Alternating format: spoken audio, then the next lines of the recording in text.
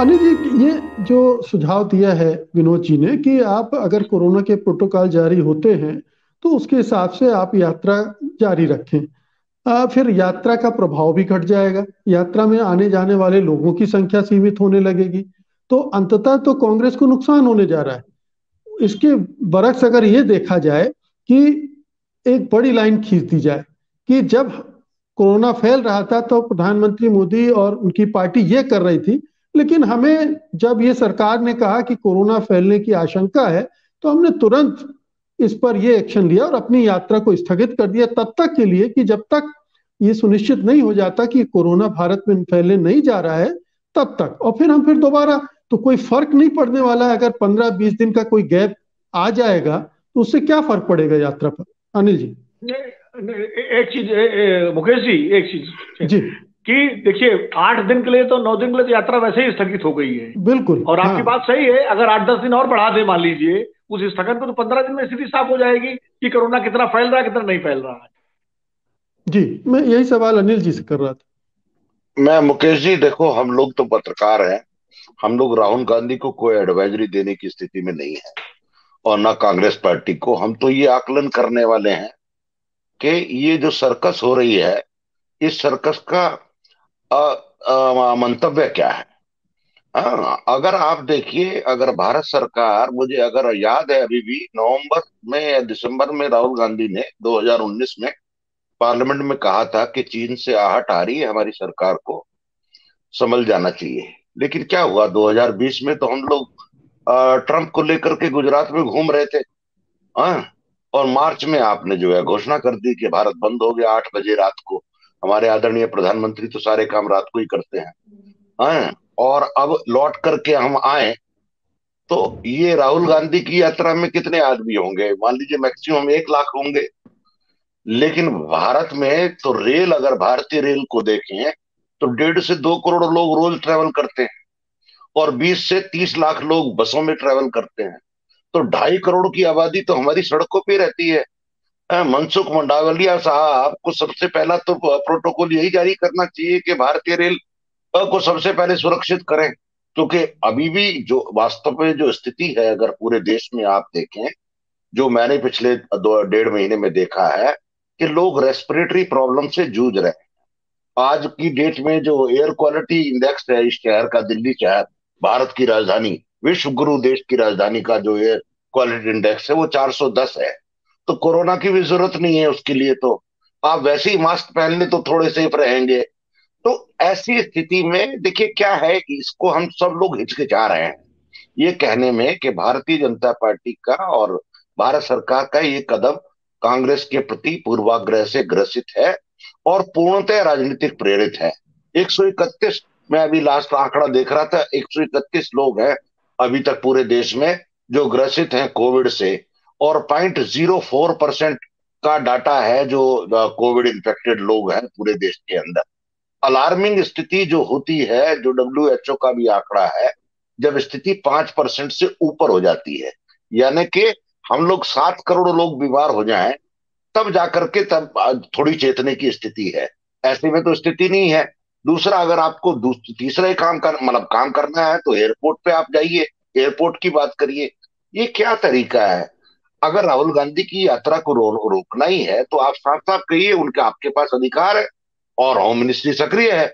आप कहिए थे राहुल गांधी को चेतावनी दीजिए, उसका डाटा सैंपल सर्वे करिए कि आपके लोगों के 20,000 या 30,000 या 50,000 लोगों के चलने से इतने लोग ग्रसित पाए गए और इसलिए पूरे शहर को खतरा है, तो हम रोक रहे हैं। भारत सरकार रोकने में क्या है। लेकिन एक बात समझनी पड़ेगी कि ये राहुल गांधी को अगर रोकेंगे तो, जैसे कि आडवाणी को लालू यादव ने रोका था, वो तो धर्म की यात्रा थी, ये दूसरी तरह की यात्रा है। अभी जो थोड़ी बहुत कसर राहुल गांधी की नेता बनने में बची है पूरी तरह से, तो नरेंद्र मोदी पूरी तरह से उसको सर्वग्राह्य नेता बना देंगे। अभी भी जो अपोजिशन के लोग थोड़े हिचकिचा रहे हैं राहुल गांधी को मानने में, अगर ये यात्रा रोक दी भारतीय जनता पार्टी के आदरणीय नेताओं ने और माननीय नरेंद्र मोदी और भाई अमित शाह ने, तो ये समझ लीजिए अचानक से राहुल गांधी का कद बड़ा हो जाएगा। और राहुल गांधी ने भी साफ साफ कह दिया है ये यात्रा रुकने वाली नहीं है। एक ही कसर बची है, कांग्रेस के नेता थोड़ा हिचकिचा रहे हैं क्योंकि जेलों की हालत खराब है, कि हम जो है गिरफ्तारी देने को तैयार हैं। अगर कांग्रेस पार्टी ये कह दे कि हमारी यात्रा जारी रहेगी और हमको गिरफ्तार करना है तो कर ले, तो थोड़ा सा काम कांग्रेस भारत सरकार का आसान हो जाएगा। लेकिन इसमें चुनौती यही है और सवाल भी यही है, ये सर रिस्क लेने के लिए माननीय आदरणीय प्रधानमंत्री तैयार होंगे या नहीं होंगे कि राहुल गांधी को गिरफ्तार करें या नहीं करें। अब गुड़ भी खाएं और गुलगुलों से परहेज भी करें, ये राजनीति में नहीं होता है। आप समझ रहे हैं ना? आप मंडावलिया जैसे छोटे से नेता से, हालांकि वो गृह स्वास्थ्य मंत्री हैं, एक आप एडवाइजरी जारी करा दें, उसके भी दांवपेच बहुत है। और डब्ल्यूएचओ की एडवाइजरी किस तरह से जारी होती है ये भी पूरी दुनिया को पता है। डब्ल्यूएचओ ने पिछले 3 साल में जो नौटंकी की है वो पूरी दुनिया को मालूम है। चीन के प्रति उनका जो सॉफ्ट कॉर्नर है वो भी उनको मालूम है। और चीन में जो आज हो रहा है, 3-3 दिन से, 4-4 दिन से लोग लाशें लेके खड़े हैं, वो भी दुनिया के सामने आ रहा है। देखिए, मृत्यु और जन्म को आप छुपा नहीं सकते हैं, कोई दुनिया में नहीं छुपा सकता है। तो जो जी मौतें हो रही हैं वहां, जहाँ जिस तरह के आंकड़े आ रहे हैं कि 40 से 50 लाख लोग जो है स्वाहा हो जाएंगे, जो कि बहुत दुखद है, पीड़ाजनक है, निंदनीय भी है। आप ऐसे में आप एक राजनीतिक दल के लिए जो कि यात्रा चल रही है उसमें डर पैदा कर रहे हैं। और राहुल गांधी रोज कह रहे हैं डरो मत। तो कांग्रेस पार्टी जो अपने मूल मंत्र पे टिकी हुई है, अगर ये कह दे कि हमको गिरफ्तारी से डर नहीं लगता, हमारे सबके टेस्ट कर ले, हमको गिरफ्तार करिए, तो सारा काम आसान हो जाएगा। आप समझिए, जी राजनीति की दिशा बदल जाएगी अचानक से जी भारत। लेकिन ये काम बिल्कुल होगा नहीं, जो मुझे लगता है। जिस तरह से बिल्कुल। धीरे धीरे सिप करके पानी पिया जा रहा है, उससे होगा नहीं, उससे प्यास बुझेगी नहीं। अगर बदले की भावना से कार्रवाई होनी है तो तब तो ये समझ लीजिए, जिस तरह से आडवाणी जी का पुनर्गमन हुआ था राजनीति में वर्चस्व का और सारे लोग लामबंद हो गए थे, इसी तरह से राहुल गांधी का कद बहुत बड़ा हो जाएगा। राहुल गांधी जो थोड़े से अभी आइसोलेटेड है अपोजिशन की पॉलिटिक्स में, सारे अपोजिशन के नेता जो है लामबंद हो जाएंगे। नीतीश कुमार का बयान आ गया है आज साफ साफ तरीके से। इस तरह से ये जो पूरी बात है, जो मैं आपको दोहराना चाहता हूं, कि ये जी विशुद्ध रूप से एक राजनीतिक कार्रवाई है। इसका जी निश्चित रूप से स्वास्थ्य से लेना देना है। स्वास्थ्य की तो ये चादर है, कोविड की चादर चढ़ाई गई है। अदरवाइज इसमें कोई बहुत ज्यादा गणित ढूंढने की जरूरत नहीं है। माननीय नहीं नहीं आदरणीय नरेंद्र मोदी को मालूम है जी कि ये जो बची हुई 900 किलोमीटर की यात्रा है, इसमें हरियाणा है, मनोहर लाल खट्टर जी की स्थिति बहुत अच्छी नहीं है, और वहां से यात्रा निकलेगी।